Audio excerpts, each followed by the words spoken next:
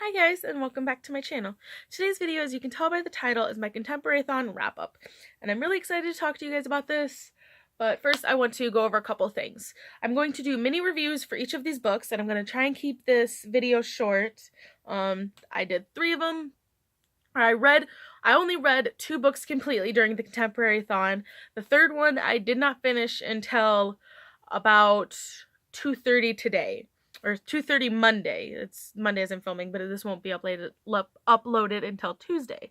Sorry. But I also switched out The Fault in Our Stars for another book, and that'll be the first book I talk about because that was the first book I completed during the Contemporary-A-Thon. Like I said, I will give mini reviews. I'll try not to give too many spoilers. So let's get on into it. So the first book I finished during the Contemporary-A-Thon is The Serpent King by Jeff Zanter, I'm gonna say. Like I said, I switched this out, or I switched The Fault in Our Stars out for this because Jules had kept recommending it. Julie from Pages and Pen had kept recommending it, and I absolutely love this book. This was absolutely amazing. So many people had been putting it on their TBRs, their Contemporary-A-Thon TBRs, because Jules had been ranting and raving about it. And I decided that I needed to try and find a copy of this and to give it a try.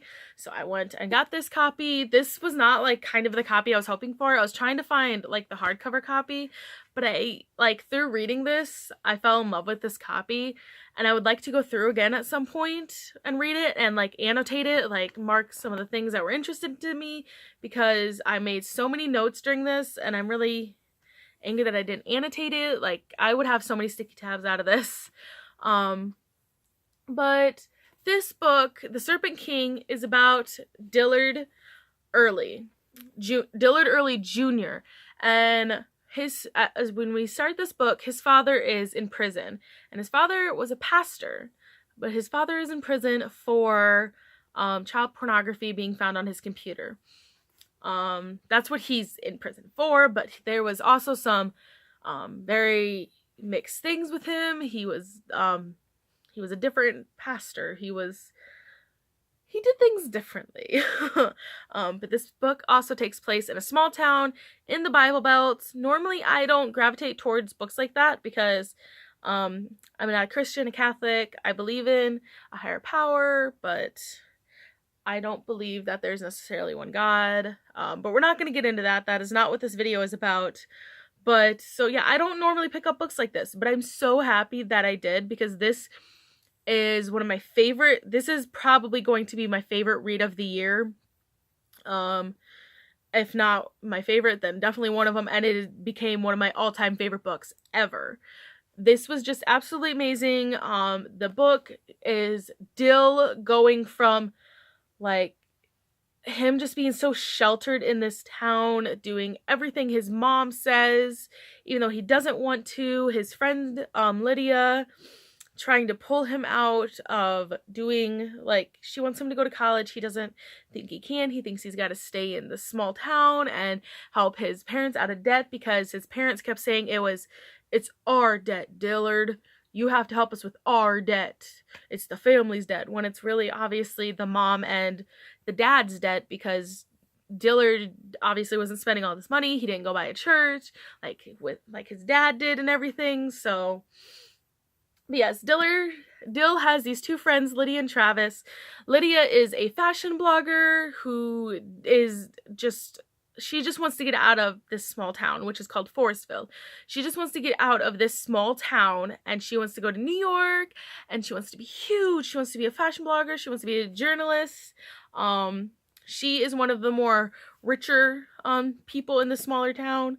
She has a nice home. She's got so many different, like, she's got a huge room. She gets a brand new laptop in this series, even though she's already got like a laptop that's only a couple years old.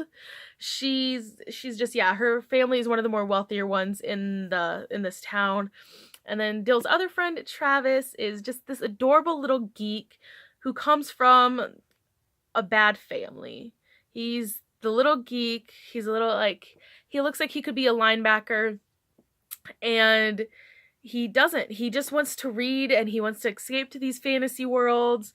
And okay, and this fantasy world that he lives in is called Bloodfall, and it is a lot like Game of Thrones. And I'm not saying this in a bad way. It's absolutely amazing. I absolutely love that Jeff added that in, and he kind of made it like, it was just so amazing. If you read it and you've watched if you watched and or read Game of Thrones, you would understand what I'm talking about.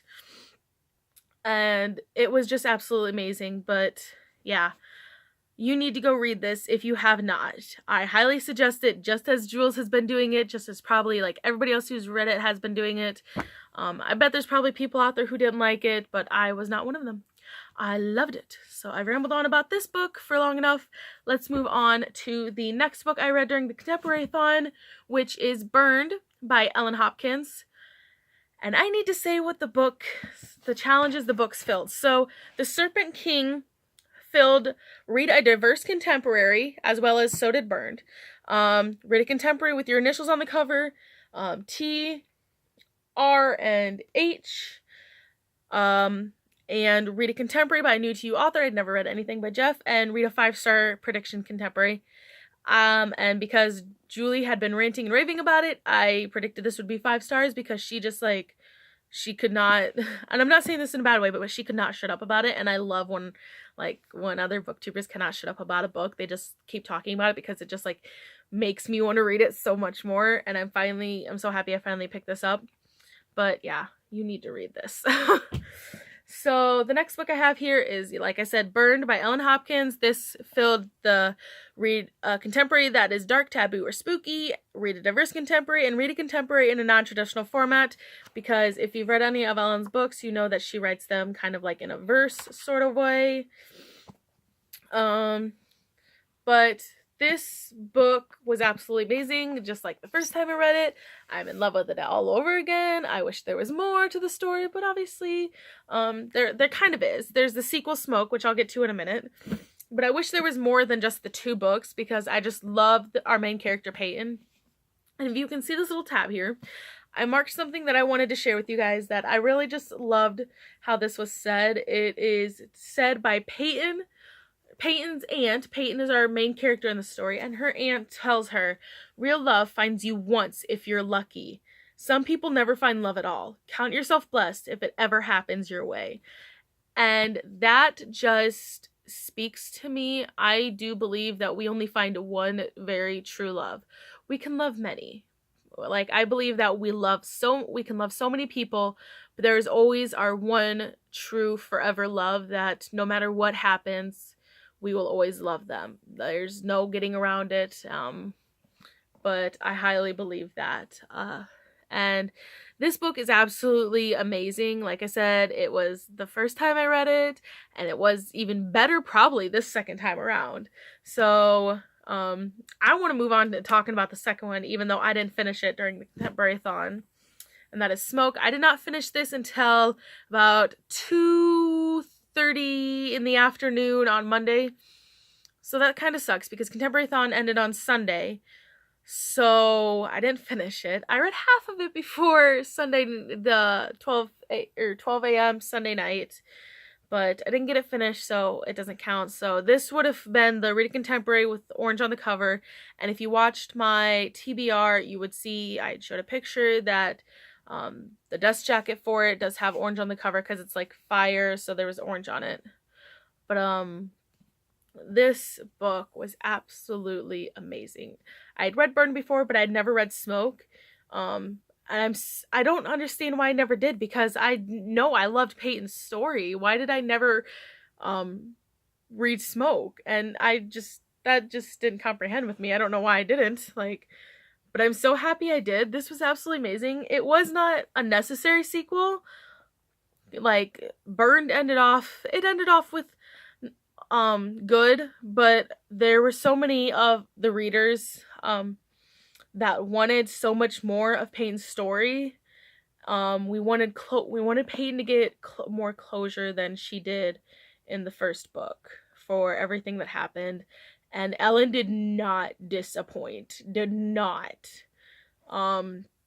It's absolutely amazing. I highly recommend you read like any of Ellen Hopkins' books that she's written in verse. I've never read an actual like novel written that she's written. I mean, these count as novels, but I've never actually written one in like a novel format, if that makes sense, that she's written. But I love these ones that she's written in verse. They're contemporary. So I don't know why I never made that connection, but they are so hard-hitting. They are things that can happen to any of us any day, and it's just absolutely amazing, and I highly recommend you read them. So that is my wrap up for Contemporary-A-Thon. I didn't do as great as I wanted to. I'm hoping to do better the next round. If you guys know of any readathons that are happening in October, please comment down below and let me know, because I would love to take part in some like spooky October-y ones. I have a couple of books that I want to read in October because they're kind of spooky, so we'll see about that. But thanks for watching, guys, and if you enjoyed this video, please give me a thumbs up and subscribe for more bookish goodies. There will be some other non-bookish things coming soon that I would love to feature, just because they are about me, and I just want you guys to get to know me. So yeah, if you guys also have, like I said, any readathons, comment down below. I really want to take part in more. I want to try and do one every month. So I can just read more. It gives me an excuse to read more. I should just be reading in general, but I am a gamer, and games usually take place before books because it's hard to explain why. I don't really even know why, but anyways, yeah. Any other book tags? My last book, I just finally did my first book tag. My video before this, it was the Infinity War book tag. I really enjoyed it. It was so much fun. I love Marvel. So if you guys know of any other book tags that I can try, comment them down below and I will give them a try to see if I can do them, because I am so excited to try and do them. And like I said, yeah, if you like this video, please like it, subscribe if you would like to continue with me on my journey. Comment down below anything, like, have you read any of these books? Have you read any of Ellen Hopkins' books? Did you like them? Did you not like them? Did you participate in the Contemporary-A-Thon? Did you read a book for every challenge? Did you complete, or did you only like read a couple books like I did? But yeah, guys, and if you would like to follow me on my social media, the links are in the description down below. I will follow you back. I love conversing and connecting with you guys on Twitter, and I love seeing all your pictures and stuff on Instagram. So thank you for watching, guys, and I will see you next time. Bye!